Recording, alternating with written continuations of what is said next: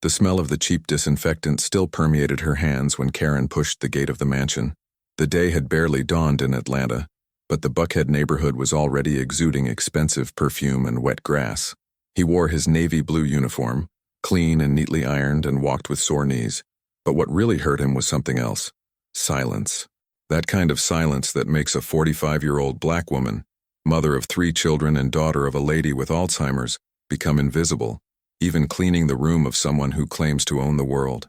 Inside, crystal chandeliers, marble staircases, and a boss who never said his name. Charles Peterson, billionaire, controller, no time for niceties. And yet, in that cold and luxurious house, there was warmth. It came from a 10-year-old girl named Emily, fragile, full of questions, full of pain in her legs and dreams in her eyes. It was at her that Karen smiled when no one saw. It was for her that Karen, even tired, never lacked.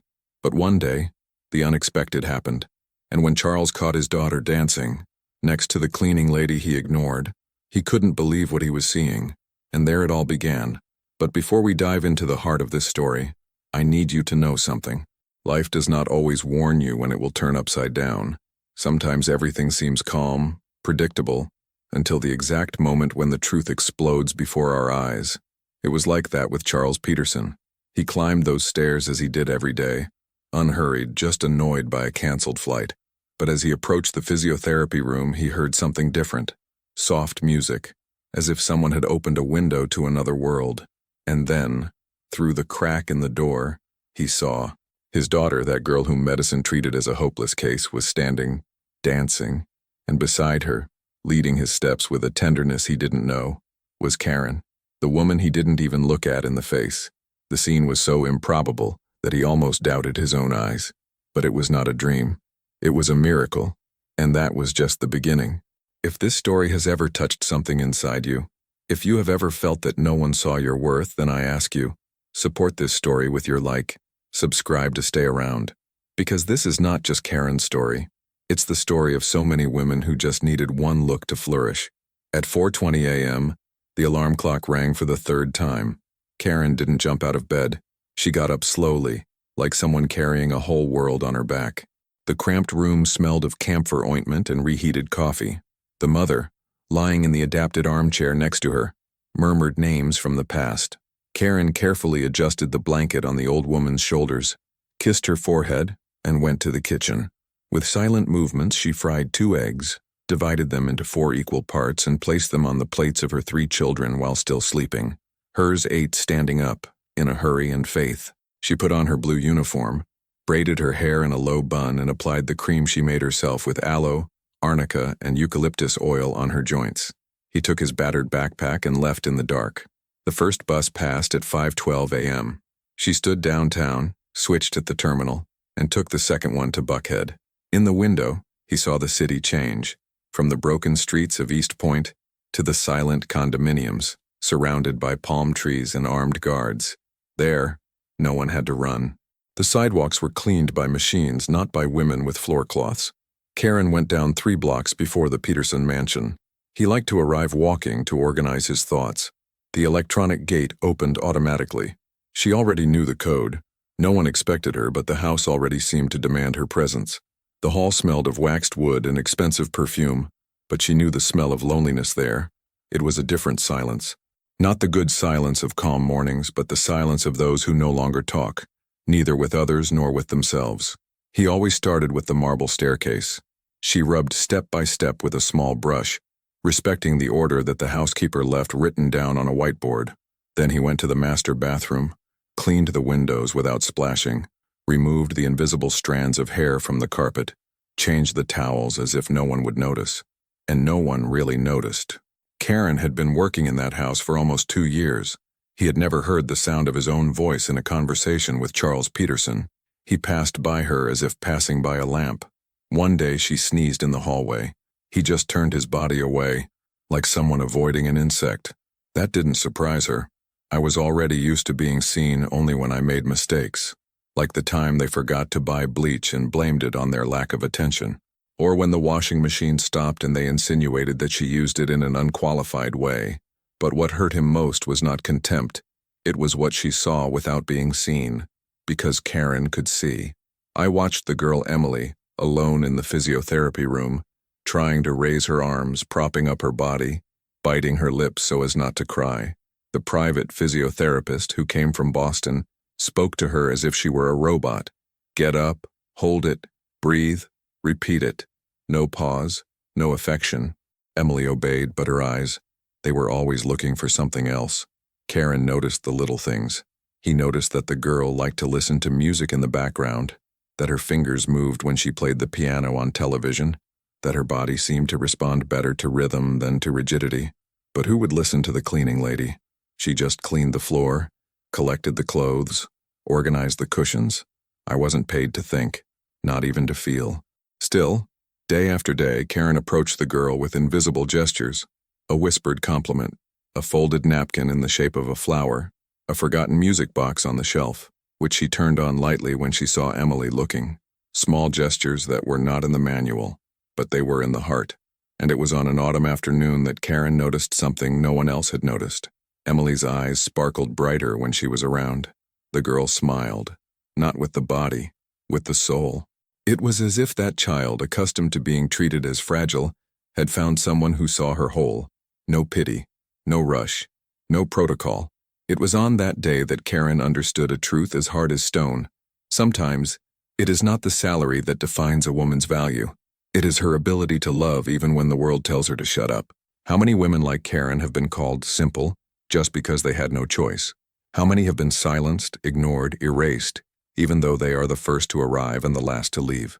If this truth touched you, comment here. It's true. I've lived it. It touched me, or simply, what a strength. Because sometimes, shared pain is the first step of healing. In that cold house, Karen was just another uniform for everyone else. But she did. And it was because she saw, with the eyes of a mother, a woman, and a human being, that something began to change. But what would happen if someone found out that the cleaning lady was going beyond her function? What would Charles do if he knew that this invisible woman was silently transforming his daughter's life? The clock was ticking, and Karen's secret was about to be put to the test. Charles Peterson woke up to the chime of the Swiss clock synchronized with the automatic light of the curtains. The Egyptian sheet, the panoramic view of Buckhead, and the coffee brought by a personal assistant made up a scenario of power that, for him, was just routine. He wore tailored shirts, Italian shoes, and a cold look. A man who learned early to calculate the value of things, but never that of people. CEO of a hospital empire, Charles spoke of life as if talking about numbers, percentage of profits, public contracts, shares on the stock exchange. In meetings with investors, his voice was firm, surgical. At dinners with politicians, he offered millionaire donations, but only when the flashes were around. In the mansion that looked like a five-star hotel, the same coldness reigned. The employees did not call him by name. They were afraid of making mistakes even in the way they looked. And Charles liked it that way. Order, silence, predictability. A world in which everyone knew their place. Everyone but Emily. His daughter was the only crack in that fortress. At the age of 10, the girl was everything he couldn't control. From birth, he lived among difficult diagnoses, renowned doctors and rehabilitation rooms. Charles spent what he didn't even need to tell on specialists coming from New York, Boston, Houston. None could get Emily to walk without pain. None of them managed to make her dance. Sometimes he watched the clinical exercises from afar, with his arms crossed and hope tied to frustration. He wanted results. I wanted movement. But what Emily needed was something else, and he didn't know how to give that. Love, he said, was to provide the best. But the best that money bought did not reach her daughter's heart. Emily's room was white, silent, filled with expensive toys she didn't use. She spent hours watching videos on her tablet. Girls dancing, twirling, flying in shoes that seemed light as wind. Emily didn't talk about it with anyone. He just watched, while his trapped body tried to follow the imagined rhythm. Alone, always alone. Because his father was busy with conferences, charity events, urgent trips, and because no one there knew how to listen to the girl's eyes. Nobody, except for the woman with the cloth in her hand and the look full of care. Karen never trespassed. I just noticed. Emily smiled as she entered the room with the bucket and flannel. Sometimes he would let out a hi. One day she dropped a pen on the floor, and Karen bent down to pick it up with a delicacy that Emily didn't know. Charles, from the top floor, saw only the reflection of the cleaning lady through the windows of the stairs. I didn't know his name. He never asked. A cleaning lady. That's how she referred to her. The woman in the blue uniform. Invisible, disposable. Little did he know that behind that uniform there was more wisdom than in many of the resumes he hired for gold. But Charles didn't look them in the eye. He did not see what did not yield him return. That was the price of living in a glass empire.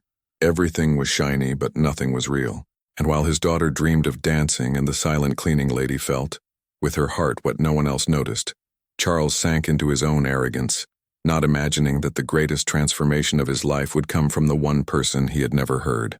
But what happens when the control slips through your fingers, when love does not obey hierarchies, and when salvation comes from where you least expect it? A silent force was already at work inside that house. And Charles was about to discover that ignoring a woman like Karen has a price and a destiny. Before the bucket and broom, Karen Johnson wore a white coat, and he walked the halls of the children's clinic in South Atlanta as if carrying a mission. It was there that with steady hands and patient eyes she made weakened children find their own bodies again. It wasn't just technique, it was a vocation. A laud graduate of Spelman College, one of the nation's most prestigious black universities, Karen was seen as a promise. I was called to conferences, invited to lead research projects. He had a bright future in his hands. But life does not always respect diplomas. The fall started slowly. First came the delays, then the fouls. The mother, once strong as an oak tree, began to forget the names of her grandchildren, to get lost inside her own house, to confuse night with day. Karen tried to reconcile everything: the appointments, the shifts, the small children, and the increasingly fragile mother. Her husband, who had promised support, disappeared for days and came back with red eyes, the smell of alcohol, and worn excuses. Until the day he never returned. He was arrested for involvement with trafficking. Shame fell on her like a wall. His colleagues moved away. Patients were redistributed. And the position, it just disappeared. With no support network, no family nearby, no resources, Karen had to make a cruel choice. Either feed her children or try to support a degree she could no longer hold. It was on a gray morning, with the bills piled up on the table, that she accepted her first job as a cleaner. A church in downtown Atlanta, then a school, until she arrived at the agency that sent her to homes in Buckhead. And there, between brushes, cleaning products, and crossed looks, she was burying the past. Not out of shame, but out of necessity. He kept the certificates in a cardboard box, the class notes, the anatomy books, the studies on dance and neuroplasticity. Everything was locked in a closet, like a secret that life no longer allowed to reveal. But a true gift is not extinguished, and even cleaning the floor she didn't stop watching. I saw the elderly walking in supermarkets. I noticed the posture of the children on the sidewalks. And more recently, he had been paying too much attention to Emily, that fragile, silent girl trapped in herself. Karen saw how the little girl's body reacted to the sound. I noticed the muscles responding more lightly to the rhythm than to the command. And inside, the former therapist screamed. He remembered the studies that said that music activated dormant brain areas. That dance was more than art. It was healing. It burned in Karen like a muffled truth. And every time she saw the Boston physical therapist treat Emily like an exercise worksheet, she had to take a deep breath so she wouldn't intervene. Because now, she was just the cleaning lady. No one asked. No one wanted to know. He was invisible, and invisible people do not have an opinion. But there was one thing no one could take away from her. Instinct. And this instinct said that it was not yet the end, that knowledge kept in the skin, in the memory, and in the heart, would still find a way out. Because she knew the joints as she knew the ways of Atlanta. He knew what a gesture could do for a discredited child. And despite the fatigue, despite the aching knees, despite the enforced silence, something about Karen remained lit. A desire that resisted humiliation, to help, make a difference, to be a bridge. And as much as she had buried the diploma, she never buried the purpose. Maybe that's why Emily smiled only at her. Perhaps fate was waiting for the right moment to reopen the box of the past. But what if that moment had already begun, without anyone noticing? What if, somehow, that invisible woman was about to change everything, including history itself? The sun filtered in through the linen curtain of the physiotherapy room. It was one of those silent afternoons when even the clock seemed to hesitate. Karen cleaned the frames of the bookcase with slow, concentrated, almost ceremonial movements. The smell of wax mixed with the expensive perfume that permeated the furniture. That's when he heard it, a contained, muffled cry coming from the left corner of the room. She turned her face slowly, without making a sound. Emily was there, alone, sitting on the edge of the stretcher, her eyes red and her breath short. The physiotherapist, who always arrived punctually at 2, had not shown up that day, and no one warned anything. No one thought about how the absence would be received by this waiting girl, not just for exercise, but for some form of presence. Karen carefully placed the cloth on the small table and came closer, not with long strides, but like someone who approaches a wounded bird. He knelt in front of the girl and stood there, just watching. Emily tried to wipe her face with the back of her hand, not knowing if she could cry in front of this woman in uniform. But Karen didn't ask what happened. I didn't say, "Don't cry." I just said, "Today, it's hurting more inside here than in my legs, right?" And at that very moment the world between them opened up. Emily nodded, her lips trembling, as if she was finally understood without being analyzed. Karen held out her hand. The girl hesitated for a second and then held on. Child's hand, small and warm. A cleaning lady's hand, calloused and firm. It was not a professional gesture. He was human. Karen pulled up a chair and sat down next to the stretcher. They were silent for a while, just breathing together. The girl fiddled with her own fingers as if she didn't know what to do with that welcome. Until Karen took her cell phone out of her pocket and looked for a soft instrumental song, the kind she used in the old days with her little patients, when she was still called Doctor. The sound filled the room like a whisper, a melody made of violins and wind. "Do you just want to hear a little bit?" asked Karen. Emily nodded. And there, in that sterile room, a ritual began. Karen put her phone on her lap, took the girl's hands gently and said, "Let's just swing slowly," as if the body was dancing inside. Emily widened her eyes, startled but curious. No rush, no pain, only the music guiding. Karen gently moved the girl's arms to the sides, then forward, as if drawing waves in the air. Emily let herself go. And the most incredible, he didn't moan, he didn't freeze, he didn't complain. His muscles, usually tense, seemed to give way. The whole body seemed to understand that this movement was not a charge. It was affection. Gradually, Karen helped her down from the stretcher, feet on the ground, knees shaking. "We are not going to walk. Just let the body feel it," he whispered. Emily closed her eyes. Karen held her by the shoulders and, together, they began to sway to the rhythm of the music. It wasn't real dancing. It was connection. And for the first time, Emily smiled. Karen felt something rise up her throat, a mixture of remembrance and discovery. She was reliving what she was and what the world forced her to forget. The gift, the care, the listening, all that was there, intact. She took a deep breath. She almost felt like crying. But he stood firm, by Emily, by itself, for all the women who have already been silenced within their own talents. And then, for the first time, he heard Emily say a spontaneous phrase. "You dance beautifully, Karen." Those words pierced the cleaning lady's chest like a ray of sunshine breaking through a gray cloud. She replied with a suppressed smile, her eyes teary. "You too, princess." His body was just waiting for someone to let him speak. At that moment, time stopped. She was just a cleaning lady and a girl forgotten in a corner of a mansion. But it was also much more. It was a woman's reunion with her gift. It was the birth of a forbidden but powerful trust. It was proof that sometimes it is affection, and not technique, that unlocks the impossible. Karen knew she couldn't repeat that. I knew I had crossed an invisible line between what was allowed and what was needed. But on that day, she chose to be needed. Even if it cost everything. She followed in silence, carrying that weight that no one saw. And if you're following this story right now, feeling touched by all this, leave a like and subscribe. It is the most beautiful way to show that this pain has not gone unnoticed. Sometimes a simple gesture is all someone needs to stay strong.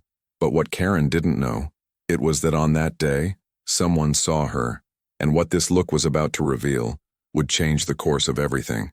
In the days that followed, Karen went back to being just the cleaner. He walked through the corridors of the mansion with his bucket, his cloth, and his discreet posture. He avoided the eyes of the other employees, as always. But something inside her had changed. It wasn't pride. It was an old fire, rekindled, a call that pulsated again. She knew what she had done to Emily. He knew what he saw in the girl's eyes. Hope. And that was dangerous. Because hopes are born free, but they need to be hidden. So, Karen started to turn her old methods into games. He never repeated the formal dance scene again, but it created moments. When she saw that the room was empty and that Charles's footsteps echoed far away upstairs, she would quietly put on a new song. And sitting on the floor, she proposed to the girl, "Let's play with moving our arms." Emily laughed. He threw his body forward, to the side, raised his feet as if kicking invisible clouds. "Now close your eyes, and guess what that sound is." And with each new game, each new stimulus, something in the girl's body responded. The rigidity gave way. His shoulders relaxed. The torso gained balance. It wasn't magic, it was science with affection, technique with intuition. It was what Karen had always known how to do, and now she did it again. Between brooms and silences, Emily began to ask for Karen even on the days when the physical therapist was present. "Is she going to play with me today?" he said in a low voice. The housekeeper didn't care. The doctors thought it was a child's thing. Charles, I didn't even notice. For him, the cleaning lady remained the same shadow as always, invisible at the bottom of the house, but not for Emily, and that was the biggest risk. One morning, while preparing a bucket in the laundry room, Karen felt footsteps approaching. He turned his face slowly and found Emily standing in the doorway, smiling. The girl had 2 colored hair elastics in her hands. "Is today the day of the mirror dance?" he whispered, referring to the game they had created to strengthen their shoulders. Karen looked around, startled. He closed the door carefully, knelt down next to her and said in a whisper, "Princess, we have to keep this secret of ours, okay? It's like a treasure. Not everyone understands."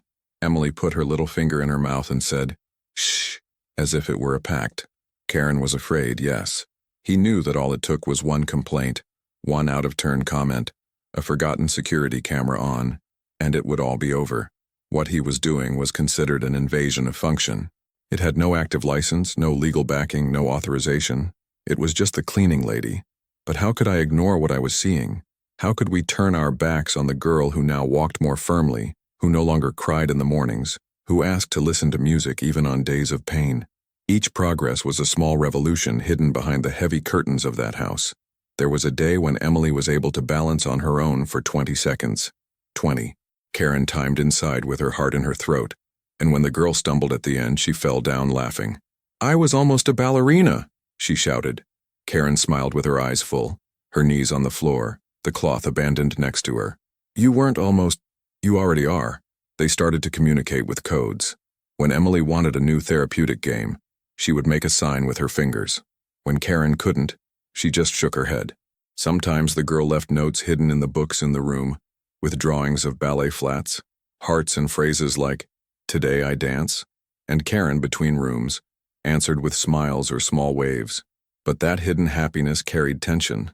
Karen felt it in her body. He slept badly, watched every step. The big house was full of eyes, and not all of them were human.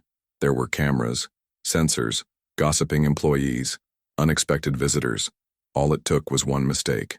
A door opened at the wrong time, a phrase heard by chance, and the biggest fear of all, Charles. He did not accept improvisation. Everything in his house had an owner, function, and hierarchy. The girl was his personal project, and anything that interfered with the doctor's protocol, the Boston reports, the physical therapy goal plan, was seen as insubordination. Karen knew. It would be enough for him to find out to be expelled without even having a chance to explain himself. And yet, she continued, because there are things that are greater than fear, like faith in the invisible, like the certainty that the good cannot be shelved, like the glow of a girl who dances without pain. But how much longer could this secret be hidden? And who would be the first to notice? Those who watched or those who loved? Something was about to be revealed, and there was no turning back. The days at the Peterson mansion went on as rigidly as ever. Coffee served at the same time, online meetings scheduled with surgical precision, reports lined up on Charles's impeccable glass table. But in the middle of that millimetrically controlled gear, something began to go off script. Little things at first. Emily no longer complained so much about the pain in her ankles. His fingers, once tense, now passed lightly through the pages of the books. And, even more remarkable, she smiled. More often. with more truth. Charles first noticed in the audio recordings of the medical reports. The physiotherapist mentioned an unexpected improvement. He suggested that perhaps the drugs were showing some late effect. But Charles did not believe in biochemical miracles without proof. He asked for new MRIs, new exams, and reorganized his schedule to follow some sessions in person.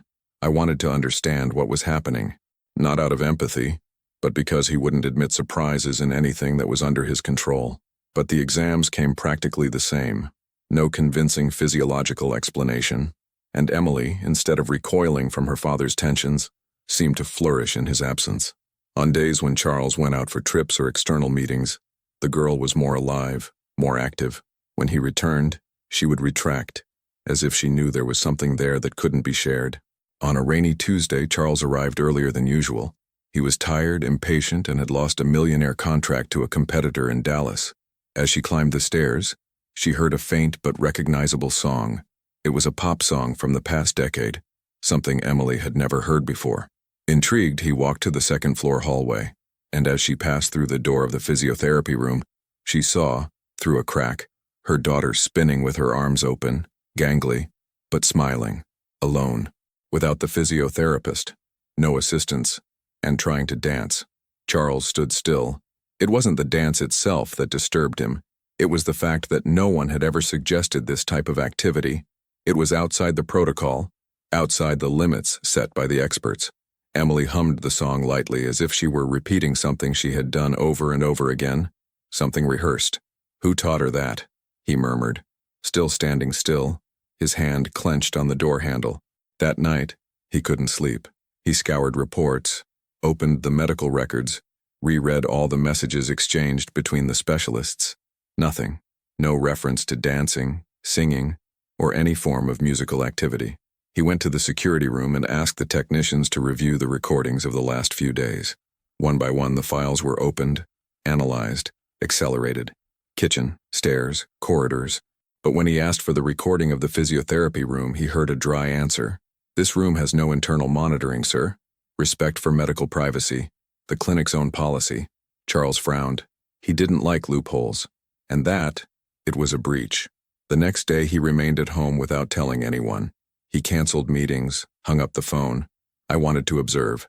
From his office upstairs, he began to listen more, to listen carefully. She noticed that whenever Karen passed by Emily's room, the girl smiled. He also noticed that the cleaning lady always cleaned that room last, even when it didn't make sense in the logic of cleaning. Details. Details that would escape any other, but not Charles Peterson. There was something going on, something that escaped his hands, and that came from the least likely direction.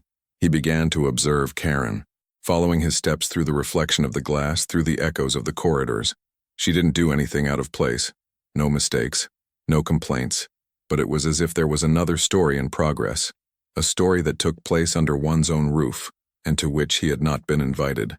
And it is at this point that you, who are following this story, need to hear this. Continue until the end, because what's about to happen, it will turn everything upside down. And not just for Karen. There's something about this story that will still move you like few things in life. Charles felt in his body that something was not matching, and when this man felt the control slipping, he didn't hesitate. He ordered the review of the employees' entry and exit records. He crossed schedules. He regained access to the data from the agency that had hired Karen, and on an impulse, he asked for a full report of her file, full name, address, professional history. But what Charles still didn't know, what he would never imagine, is that by opening up the past of that woman he called only cleaning lady, he wouldn't find dirt. I would find something much more dangerous, truth. And when that truth came to light, no one would be prepared for what it would reveal. The clock was 10 a.m. The mansion was plunged into such absolute silence that it seemed suspended in time. Charles had left, or at least that was what everyone believed. But no, it was upstairs, inside the office with large windows and a strategic view of the side corridor and a part of the physiotherapy room. Sitting, in a suit, but with his tie loosened, he kept his eyes fixed, waiting for something. I didn't know exactly what. I just felt that this was the right day to observe, and he wasn't wrong. Downstairs, Karen walked slowly into the living room. He only had his cell phone and a microfiber cloth with him. He opened the door with the care of someone who holds his own secret in his chest. Emily was already there, waiting, her hair tied in a crooked bun that she tried to make herself. When Karen entered, the girl ran, yes, she ran, to her, leaning on the sides of the furniture, but safely.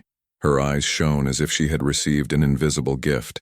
Karen smiled, closed the door discreetly, and knelt in front of the girl.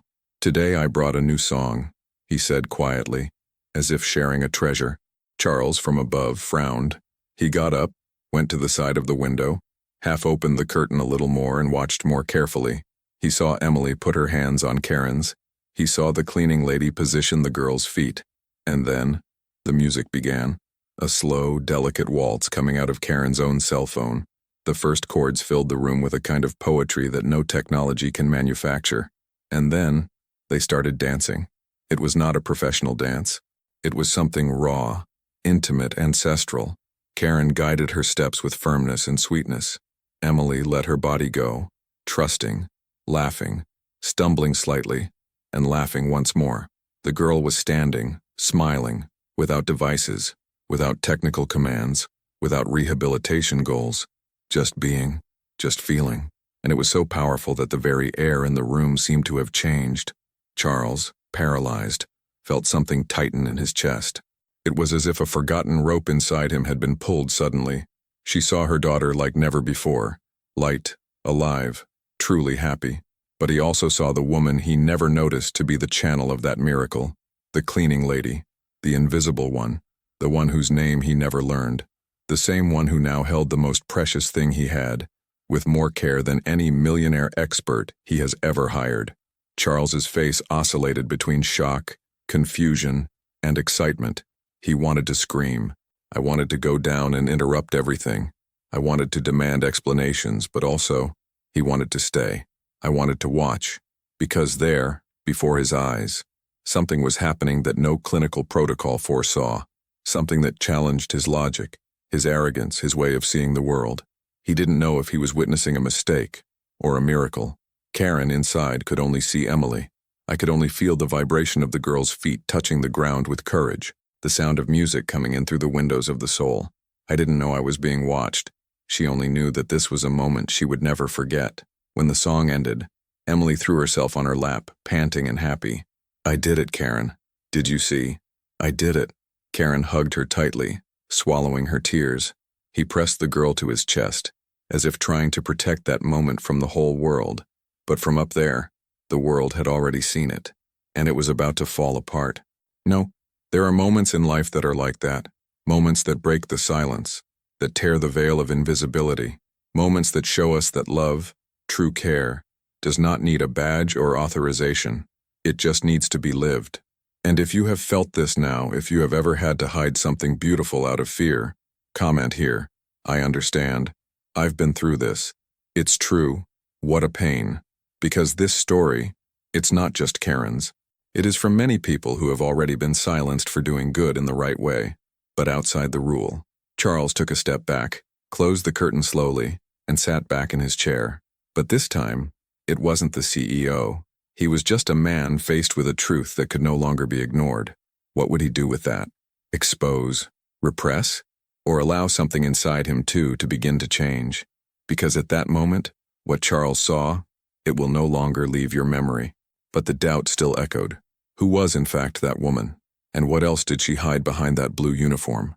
That night, Charles did not have dinner. He ignored the perfectly rare filet mignon the chef had prepared, let the wine breathe in vain on the mahogany table, and went straight up to the office. He didn't turn on the lights. He stood there motionless in the dark leather armchair, listening to the breathing of the house. She tried to organize her thoughts, but every time she closed her eyes, she saw the same image. Her daughter standing, laughing, spinning, and that woman, the one he had never called by name, guiding the movements as if dancing with time itself. It tore him apart inside. Charles was a man of numbers, of data, of concrete results. But that night, he immersed himself in something he couldn't name. He turned on his computer, accessed private medical platforms that only large investors had access to. He typed in the search field, physiotherapy, plus dance, plus child rehabilitation, plus neuromuscular. Hundreds of articles appeared, and in the middle of them, something caught his attention. an award-winning work at Spelman College entitled Body and Sound, the Neurological Response of Children to Music and Movement in the Treatment of Motor Paralysis. Author, Karen J. Johnson. He clicked. The PDF opened slowly, and as he read, Charles's world was crumbling. The text was clear, profound, sensitive. He talked about affection, about rhythm, about trust. It was proudly signed by a promising young woman, a specialist in child therapy, who had developed innovative methods to engage children who had lost hope in their own bodies. A chill ran down his spine. The same woman who today moped the bottom of the stairs was, one day, invited to speak in Boston. He searched for more. She found old interviews, a photo of her smiling, wearing a lab coat, holding a girl in her arms at a community clinic. Charles had to get up from his chair. He walked around the room as if fleeing from a mirror. How many times did he ignore her? How many times have you passed by her with a blank stare as if she were part of the furniture? He remembered the dry orders, the cold tone, the indifference. He remembered when he saw her arrive late once with her face downcast and had her salary deducted. He remembered every "excuse me" said without facing her. And now, she was the only person who had made her daughter move like never before. It was as if everything he knew about value had been called into question. At dawn, Charles came down with hard steps. It was decided. She entered the office and asked the housekeeper to call Karen, urgently. He did not explain why. He just waited in silence, his hands clenched on the table. Karen was clearing the second-floor hallway when she heard her name called. Your name. Not the cleaning lady. Not the cleaning lady. Karen. My heart beat hard. Something inside her said that the moment had come. He imagined the worst. He felt his legs weaken. Had anyone counted? Had some hidden camera recorded the moment with Emily? She took a deep breath, washed her hands in the bathroom sink, and went downstairs with her uniform a little rumpled, her soul heavy. When he entered the room, Charles was not standing, as he usually received unwanted visitors. He was sitting with his eyes downcast, with a tablet in front of him. Close the door, please, he said, without raising his voice. Karen obeyed. You can sit down. She hesitated but slowly pulled her chair in front of the table. I had never sat there. She had never even stood for more than 3 seconds inside that room. It was a territory of bosses, of power, of authority. She sat up, her hands in her lap, her eyes running away from his. Charles took a deep breath. Karen, he said slowly, as if testing the weight of the word. I read your work last night. The silence that followed was so dense that it could be cut with a knife. Karen widened her eyes, the mouth half open, the throat dries up. Your article, about physical therapy with music, about children's bodies and the response to sound. I read everything. He paused. And I watched it yesterday. You, with Emily. Karen's world came crashing down in a second. She turned white, then red. He tried to speak, but his voice did not come out. He opened his mouth, then closed it. He put his hand on his chest, as if trying to contain his racing heart. I'm sorry, sir, he whispered. I never wanted. Charles raised his hand. It wasn't a mistake. She looked at him for the first time. I should have seen you before. His voice came out almost like a lament. But I didn't see anyone. Karen bit her lip, trying to hold back her tears. I just wanted to help Emily, he said at last. It was never for me, I swear. And that's exactly what made the difference, he replied. Silence again. But this time a silence of something that was beginning to break inside. Charles leaned back in his chair and ran his hand over his face. I don't know what to do with all this, he confessed.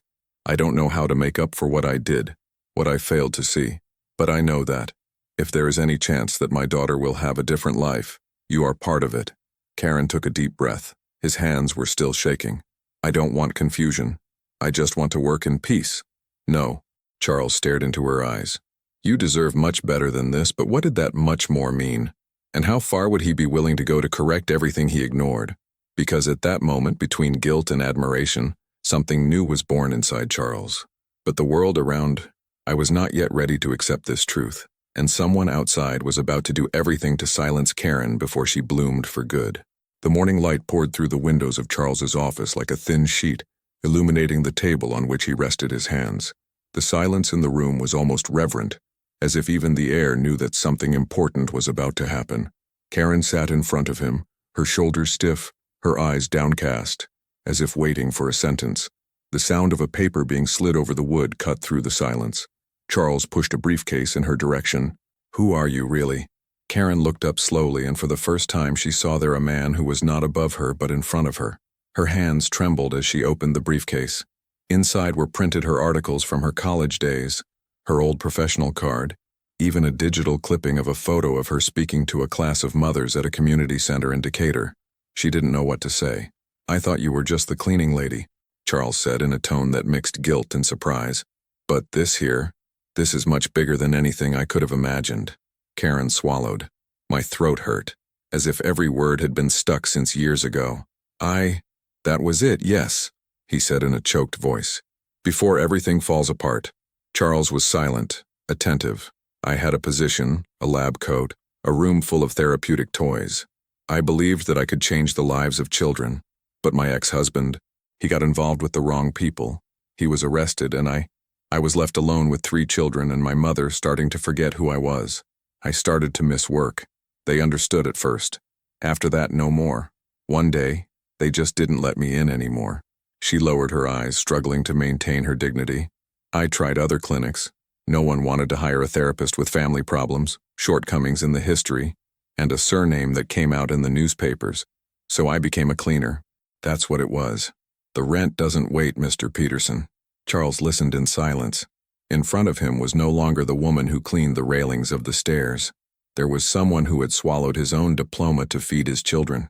Someone who had buried dreams to keep the house standing. And why help Emily? He knew he was out of his job. Karen nodded, her eyes watering. "I knew it, but I saw her there, so alone, afraid to move. I saw her trying to hide her tears after the sessions, trying to look strong. And I remembered my children, sir, of how no one understood that behind all that difficulty, there was still music.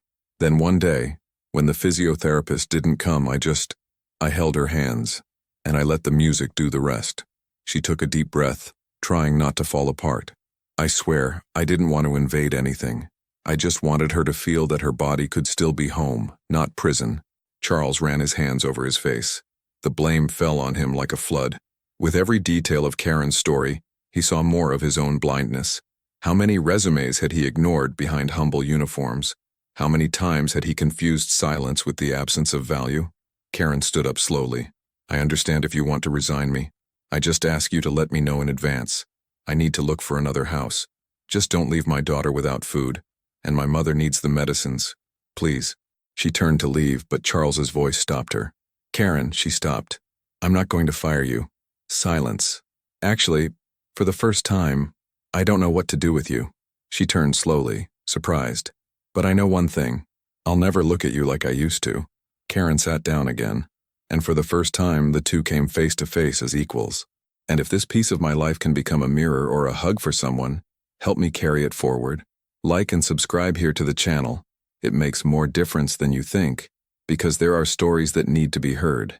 There are lives that can no longer be swept under the rug." Charles took a deep breath. He got up, went to the bar in the corner of the room and poured 2 glasses of water. He held one out to Karen, who accepted it with both hands. "Do you think you can continue to help Emily?" he asked. Karen looked him in the eye. "Only if it's the right way, with respect, and if she wants to. She's already chosen you," he said.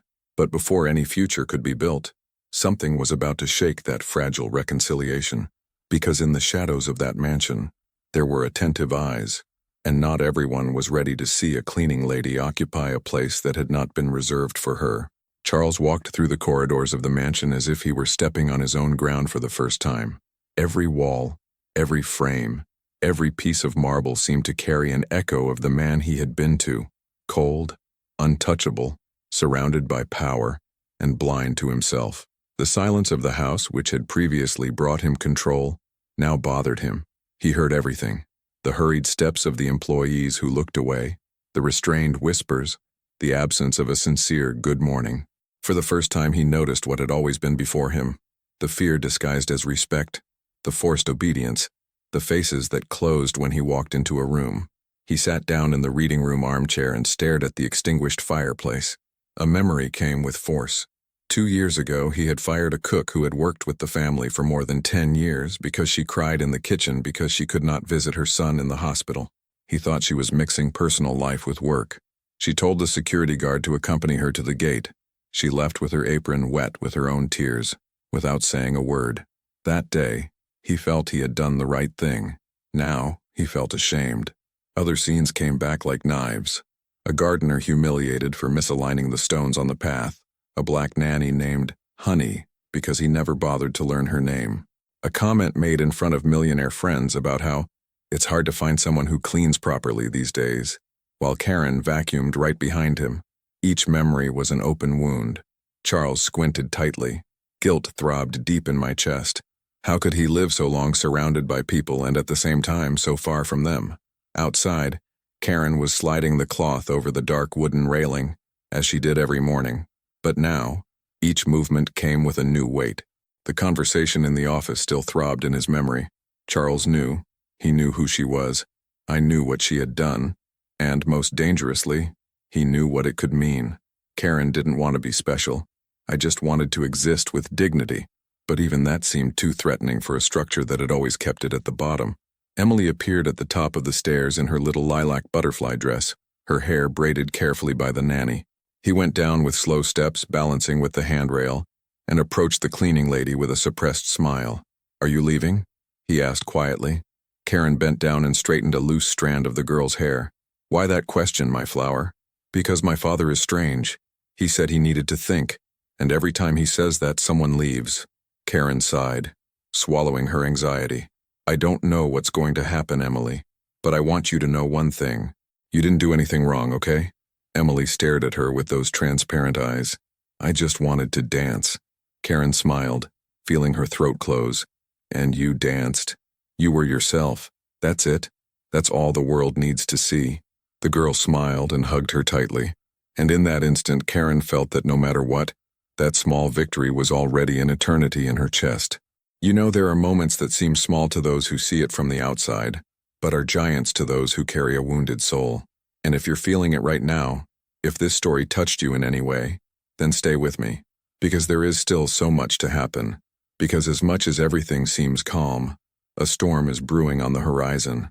On the kitchen porch, as Karen changed the cloth on the bucket, she heard the voice of Sylvia, the housekeeper, whispering on the phone. The woman who for years had coordinated everything in that house, always impeccable, always tough. "I don't trust her," Sylvia said in a low voice. "Since Mr. Charles changed with this talk of promoting a cleaning lady, there's something there. I will not allow this woman to rise higher than her place." Karen stopped. His hands were still wet. The blood is cold, because even when the boss starts to change, the system around it does everything to keep everything exactly where it has always been. And someone, in that house, was about to act in the shadows. But how far would that shadow go to turn off a light that insisted on shining? 2 days had passed since Karen had heard the poisoned words come out of Sylvia's mouth. She tried to concentrate on the tasks, but her heart was heavy. The bucket seemed fuller, the cloth rougher, the steps slower. Insecurity ran down the edges of the blue uniform. Something was coming, she felt. But she had no idea that on that gray evening she would be called back to the office, and that her life was about to turn an unexpected corner. When the housekeeper called her, the tone was neutral, but the look hid something. Karen went downstairs with the care of someone treading on new ground, hands cold, mind trying to prepare for any blow. She walked into the office, and to her surprise, Charles was not alone. Next to him, a man in a dark suit, thin glasses, and a leather briefcase. Across the room, a middle-aged black woman with a firm posture, elegant clothing, and a badge on her chest. Amanda Brooks, a human resources manager at the Peterson Foundation. Karen hesitated at the door. "Come in, Karen," Charles said, in a calm, almost gentle tone. She approached slowly, looking at each face, trying to understand where it would lead. "Mrs. Karen J. Johnson," the lawyer said, opening the briefcase. "Graduated in physical therapy from Spelman College, with a specialization in neuromuscular child rehabilitation and integrative movement therapy techniques." Karen lowered her eyes, as if that resume exposed her more than protecting her. Charles stood up. "The truth is that we not only ignored your talent, but we left you hidden behind an apron, while you saved my daughter, and I'm not going to let this continue." Karen took a deep breath. He felt there, but at the same time out of his mind. "I want to offer you a new position," Charles continued. "I want you to be, officially, Emily's physical therapist. with freedom to create the therapeutic plan you think is best. The salary will be compatible with your education. And more, complete family health plan. You no longer have to choose between taking care of your mother and paying for gas. Karen stood still. The words seemed to come from a world to which she never belonged. Mr. Peterson, I don't understand. Why would you do that? He approached slowly. Because you're the only person who could reach my daughter. Not the doctors. Not the specialists I hired for gold. It was you. With music, with patience, with hands and heart. She put her hand to her mouth, her eyes already teary. But, I'm just a cleaning lady. Charles shook his head. No, you are a woman with a gift. A gift that the world tried to silence, but that my daughter listened to. And now, I listen too. Amanda, the HR manager, gave her a printed contract. The lyrics danced in Karen's eyes. That's the new plan, Amanda said firmly. But that's not all. Charles also wants you to participate in the redesign of our foundation's inclusion program. The way you treated Emily taught us that the problem isn't with the children, it's with how we see them. Karen, still trembling, closed her eyes for a second. But I have one condition. Everyone looked at her. I accept this position, but only if it's supposed to be real. If the respect you are giving me now is extended to each person who cleans this floor, who serves coffee, who collects garbage, because I'm no better than anyone here. I only had one chance to show who I was, and I want others to have it too. Charles nodded, visibly touched. It's an agreement. From now on, no one will be invisible in this house. She smiled, her eyes still shining with excitement, but her heart was beginning to believe. No, there are victories that seem impossible until the moment someone really looks at you. And when that happens, everything changes. So if you've been here until now, feeling this story with an open heart, stay with me, because what's next? It will prove that even the most beautiful flowers are born from the dirtiest ground. But outside the room, a half-open door let out words that should never have been heard. Sylvia, the housekeeper, with her cell phone glued to her ear, said low and firm, "This woman is going to ruin everything. And if Mr. Charles can't see, someone is going to have to do something." Karen walked through the corridors of the mansion as if she were walking a tightrope. The blue uniform had been replaced by discreet but professional clothes, tailored pants, well-pressed cotton blouses, and the hair always tied up with the same dignity as before. She now had a badge, a title, a room to work in, but there was no peace. The unexpected promotion shook the structures of the house like a silent earthquake. The smiles disappeared. The looks became cold, too long, loaded with judgment. In the pantry, coffee stopped being served when she entered. In the side conversations, his name became a whisper, and the whispers turned to poison. Sylvia, the governess, felt wounded in her reign. For years, she had been the one who had dictated the rules of the environment, who guided the employees, who knew Charles's agenda even before it was published. Now he saw himself on the sidelines, and the most unbearable, replaced in the eyes of the boss by a woman she considered inferior, a former cleaner. Deep down, Sylvia couldn't bear to see a humble black woman occupying a place of power that was never reserved for her. One day, in the employees' break room, someone left the local newspaper open on the table. The headline, printed in large letters, exposed, "From cleaning lady to heiress's therapist, the unlikely story that divides opinions." On the side, an image of Karen, clicked by a photographer without permission, showed her profile as she smiled at Emily during one of the music sessions. Karen held the newspaper with trembling hands. His stomach turned. Under the image, the comments on the internet were already popping up. "Profiteer. She deserves everything. What an incredible woman. This is a coup. Wake up, Charles. When charity becomes fashionable, the incompetent become heroes." She closed the paper slowly, trying to contain the lump in her throat. Later, at lunch with the foundation's team, he heard whispers. Funny, right? She has been working here for years, and only now has they discovered that she was a genius? That's not genius, it's luck. Maybe the boss was enchanted in another way. But she's so good. She doesn't seem to have all that ambition. Karen sat alone as in the old days, but now the silence hurt more. Before, she was invisible. Now it was the center of attention, and not for the right reasons. On the internet, while thousands praised his courage, others joined in a kind of virtual lynching. Comment groups reproduced the same speech.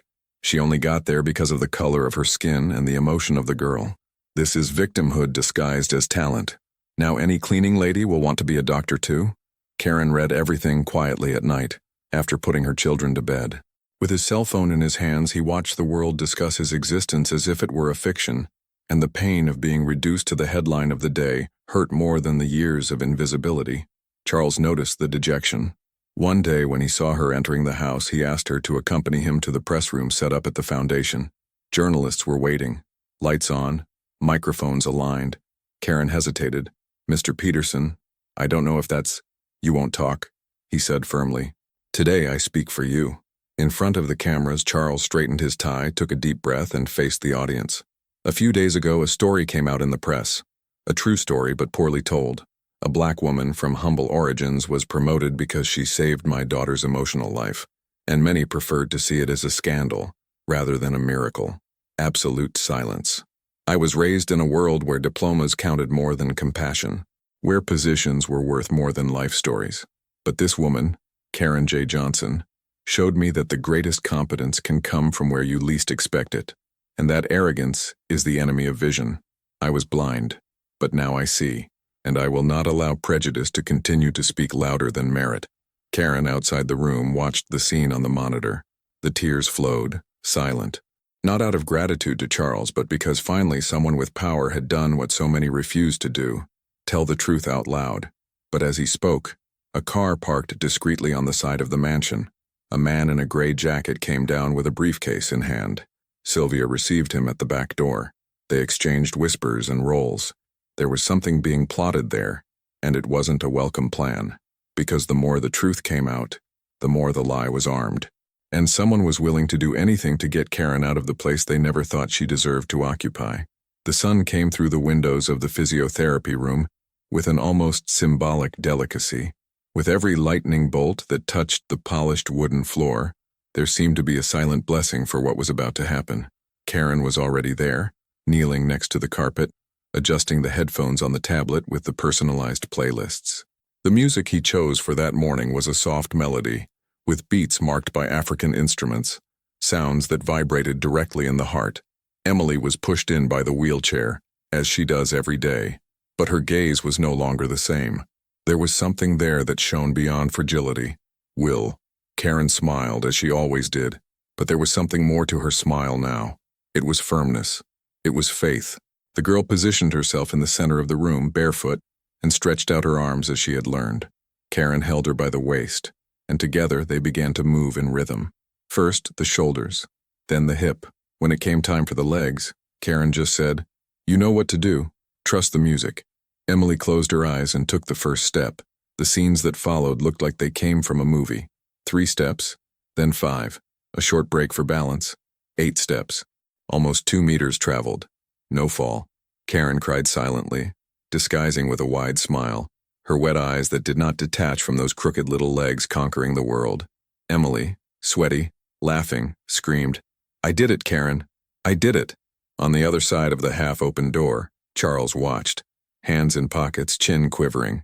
He didn't say anything. He didn't write anything down. He didn't send anyone. Only listened. Over the weeks, Emily's evolution became routine, but a routine that thrilled every day. Karen created specific songs for each part of the body. He used bells for his fingers, colored ropes for coordination, mirrors for self-esteem. Everything was designed so that the girl felt free and not just patient. Together, they created a movement diary, where Emily drew her steps with colored pencils. The notebook was soon filled with hearts, stars, and words written in shaky handwriting. "Thank you, Karen." On a spring afternoon, something even more symbolic happened. Emily, who had previously cried at the thought of going to the kitchen, asked to take a flower to the garden, alone. Karen hesitated, but the girl insisted. With slow steps, her torso swaying like an inexperienced ballerina, she crossed the porch, climbed 2 steps, and, under the astonished gaze of the cook, handed the flower to the housekeeper, who didn't even know what to say. It was a white rose, and even those who didn't like Karen had to admit this was a living miracle. Social networks exploded again, but this time with emotion. The video of Emily's first outing, discreetly recorded by a house assistant, went viral. Thousands of comments. "When she's walking, what a thrill. This woman has a gift. This story needs to become a movie." The audience, once divided, now seemed united in the same chorus. cheering for Karen and Emily as if they were from the same family. But behind each victory there was a hidden fatigue. Karen left the mansion straight to the hospital where her mother was hospitalized after a stronger Alzheimer's attack. At night, she organized her children's schoolwork. He slept little, ate poorly, but still arrived smiling, wearing a clean coat and a new playlist. Because deep down, she knew Emily's every step was also her step, coming out of the shadow where life had pushed her for so many years. One evening, at the end of a session, Emily asked, "Karen, do you think I'll be able to go to school one day?" Karen held his small hands, with thin fingers and marks of effort.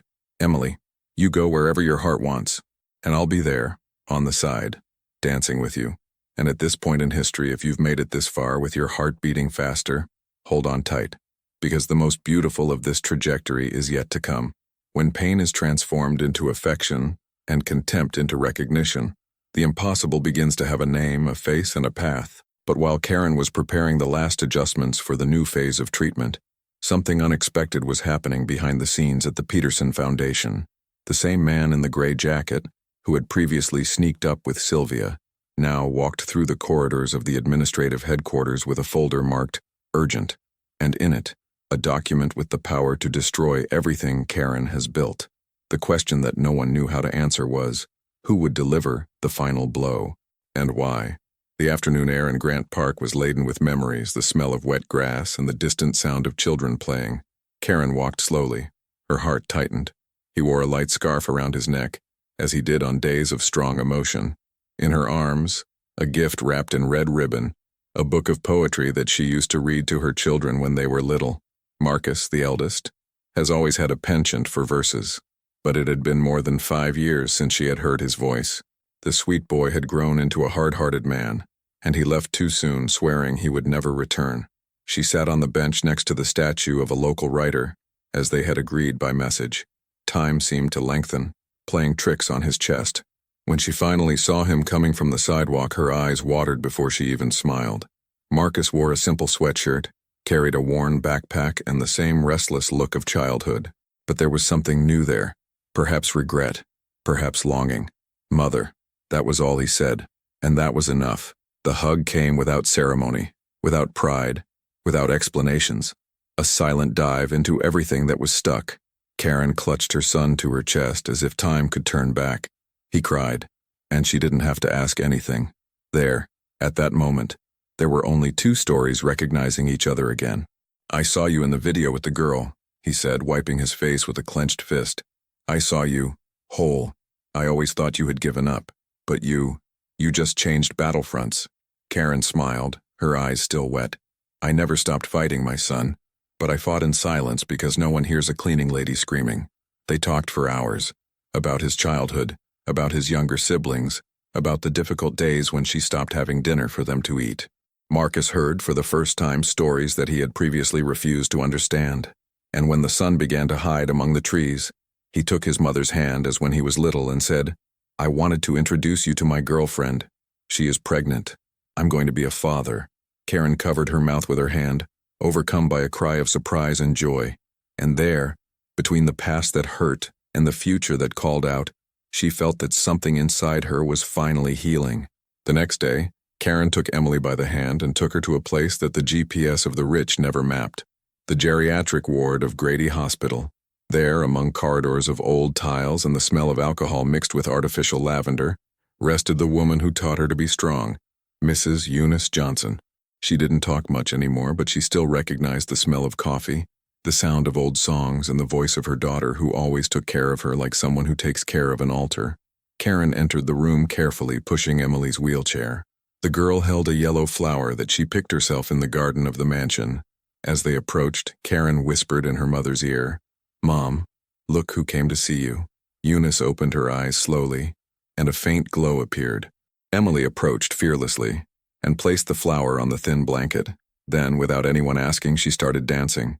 Small steps, a shy turn, arms raised as if they were wings. Karen brought her hands to her chest. Emily was dancing for a woman who could no longer walk, and Eunice, even though she had almost no strength, smiled.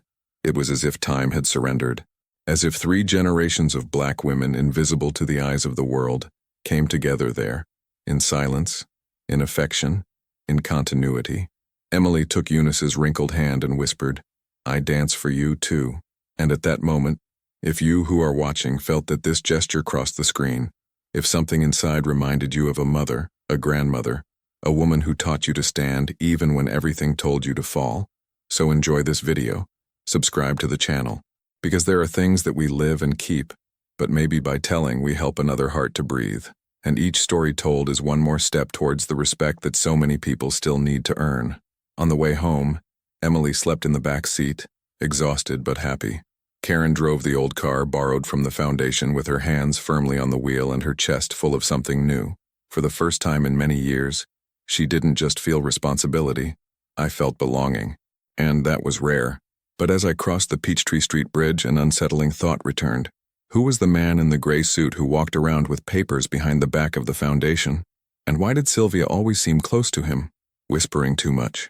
Karen's intuition, trained by a lifetime of dangerous silences, lit an alert, because where there is true affection, envy usually disguises itself very well, and something dark was being sewn up in the dark. The Peterson Foundation auditorium was packed.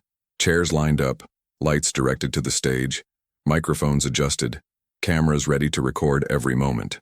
Karen looked at the audience and her heart raced. There were 50 Black and Latino women, trained in health, many with old diplomas kept in drawers, others with stories of abandonment and sacrifice similar to hers. All had left their careers to take care of their families, or were forced to retreat in the face of the pressure of life, racism, and inequality. Now they looked at her as someone who had survived, who had achieved something that seemed impossible. She took the stage wearing the navy blue uniform she wore on her first day at Charles's mansion. It was almost symbolic, a reminder of where it began. Invisible, underestimated, almost forgotten by the world. Karen took a deep breath, smelling the velvet curtains and hearing the murmur of anticipation from the audience. Each step on stage echoed the memory of all the times she had been ignored, despised, passed over. But it also echoed Emily's every step, every smile, every quiet achievement that no one had noticed. That strengthened her. "I never imagined being here," he began, his voice firm, still trembling with emotion, speaking to so many incredible women who have gone through the same invisibility I went through. I was a cleaner, a single mother, a caregiver daughter, a woman who believed that life had closed all doors. But the truth is that no one can define us by circumstances. What defines us is the courage to keep going, even when no one is looking. The audience was in absolute silence. Karen felt every stare, every heart attentive. She continued, "It wasn't the diploma that gave me dignity. It was never letting her escape. It was the ability to see value where no one else did. It was believing that each step taken, even if small, could transform lives." She paused, letting the phrase hang in the air. It was almost a collective whisper, which crossed the space and touched each woman present. Some eyes filled with tears. Other women leaned forward, absorbing each word as if it were the story itself told. And deep down, Karen felt that there, at that moment, they were all connected by something deeper than any curriculum. The silent struggle for recognition, for the right to be seen, to be heard, to be respected. "Today, I am honored to coordinate a program that the Peterson Foundation created," she continued, "to provide opportunities to women who, like me, had to abandon their careers to take care of their families. There are 50 women in our first class. They bring talent, experience, passion, talents that have been hidden waiting only for a chance. The chance that, if I manage to receive it, I can guarantee that everyone will receive it too." The audience erupted in applause. A thunderous sound full of life, hope, and recognition. Karen closed her eyes for a moment, feeling every beat in her chest, every clap as if it were the beat of a drum calling through the world to finally see what was always ahead. She took a deep breath and continued, knowing that this moment was not only hers, but of all who saw themselves reflected in her story. "We are going to change lives," he said, firmer now, with each word carrying strength and purpose. "And if you feel inspired, identify with this story. If you've been through it and want to believe that it's possible, leave your comments. Share this message, because together, we can ensure that no one else has to feel invisible. There are things that we live and keep, but by telling, we help another heart to breathe." She looked at the faces in front of her, remembering every tear Emily had, every effort wasted in those early days at the mansion, every moment of silence laden with pain and hope. He felt a wave of gratitude, justice, pure emotion. It was the recognition he had never received, not in empty words, not in titles, not in money. It was human recognition, true, profound. At the back of the auditorium, Charles watched, teary-eyed, feeling a mixture of pride and humility. He knew he had underestimated Karen, who had failed to see this woman's talent and courage, but now he could repair some of the wrong, and as she spoke, he understood that the world around him needed examples like this. Ordinary people doing extraordinary things, showing that dignity is not measured by status and that human value cannot be bought with money. But even in this moment of victory and applause, Karen felt a subtle weight. There were still those who would not accept her, who would try to undermine what she had achieved, who would look on with envy and prejudice. He knew that his path was not yet free of shadows, and a question hung silently in the air. Would today's recognition be enough to keep the door open for all these women? Or would someone somewhere still try to close it? The audience applauded, but Karen's mind was already preparing for the next challenge, for the next battle that would inevitably come. With each applause, the echo in the auditorium seemed to say, lives can be transformed, dreams can be rescued, and the courage of a woman who never let herself be extinguished can illuminate entire paths. But did everyone who watched really understood the weight of this story? And who would dare to defy fate again to try to extinguish that light? The theater was silent, except for the anxious murmur of the families who filled each row of seats. The red curtains gleamed in the soft light of the reflectors, and the atmosphere was filled with expectation. Karen held on tight to the seat of the chair, breathing slowly to calm her racing heart. Beside him, Charles clutched a bouquet of white flowers, trembling hands, teary eyes. He had learned finally that what happened there was not measured in numbers, diplomas, or status. It was something much deeper. Emily took the stage. The swirled white dress she had chosen alone spun with each step, reflecting the light, as if it were made of small rays of hope. The audience held their breath. The girl took a deep breath, feeling the weight of the moment, but also the strength of those weeks of secret training, steady hands, and Karen's continued encouragement. The first step was hesitant, almost a whisper of movement, but every beat of the music guided his feet. Every note reconnected his muscles to forgotten memories of balance and confidence. Karen watched intently, adjusting the pace of thought, sending out quiet energy, reminding herself of every child who never had a chance. Every time her children saw her struggle in silence, the audience erupted in suppressed applause as Emily managed to maintain the center of gravity, spinning smoothly. One step, then another, until his arms rose in a proud posture, his face lit up by a smile that expressed freedom and fulfillment. Tears ran down Karen's face without her noticing, and suddenly the entire theater was filled with a collective feeling of emotion and wonder. Emily finished her dance with a final spin, stumbling slightly but recovering with grace, and rushed into Karen's arms. "You taught me to believe," the girl exclaimed, hugging her tightly body to body as if she wanted to transfer all the gratitude in the world in one gesture. Karen responded with a kiss on the girl's forehead, feeling the weight of every sacrifice, every invisible moment that life forced her to go through to get there. Charles, on the side, sobbed softly, unable to control his emotion. His arrogance had dissolved into respect and gratitude, realizing that the value of life is not measured in wealth but in love, dedication, and vision to see what is really important. The audience rose to their feet in applause, a mixture of surprise and enchantment, most with tears in their eyes, witnessing something that surpassed any artistic presentation. The victory of a girl, the silent triumph of a woman no one wanted to see. Living proof that care, persistence, and talent, even hidden for years, can transform lives. Between the front rows, mothers hugged each other, sharing emotions, and teachers leaned over to whisper to their classmates, "I've never seen anything like it." Karen felt her heart beat with an intensity that mixed relief, pride, and disbelief. But as the audience applauded, and Emily pointed to each familiar face, smiling with innocence and newfound confidence, a discreet shadow moved backstage. Sylvia, the housekeeper, watched the stage with a closed gaze, pursing her lips as she typed something quickly on her cell phone. A comment sent, a secret message, perhaps a veiled threat, perhaps a plan to tarnish the victory that had taken place before everyone. Karen didn't know it yet, but not every battle was won, and not every look was true. As Emily laughed, spinning on her feet, and Charles gave a standing ovation, Karen felt a chill, a sense of alertness, that intuition that had always accompanied her in her unseen life. Something was about to happen, something that could shake the world she was beginning to build with her own hands. And the question that lingered in the air, as the theater erupted in applause, was, who really wanted to stop this light from shining? And what would they do when they finally discovered that Karen was not just a cleaning lady, but a force that no one could ignore anymore? The morning sun poured in through the stained glass windows of the Peterson Foundation's small clinic, illuminating the newly installed name on the door, Karen J. Johnson, Children's Physical Therapy and Therapeutic Dance. Karen crossed the corridor with firm steps, but her eyes were still attentive to the smallest details.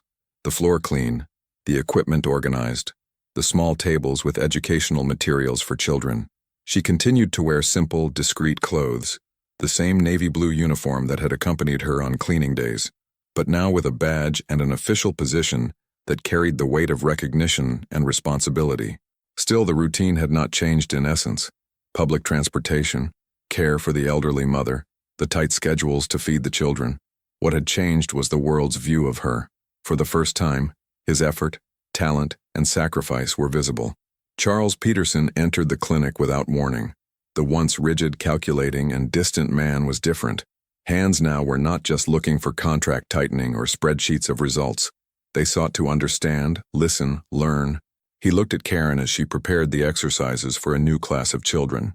In his eyes there was recognition, but also humility, a reflection of everything he had learned alongside the woman he had always underestimated.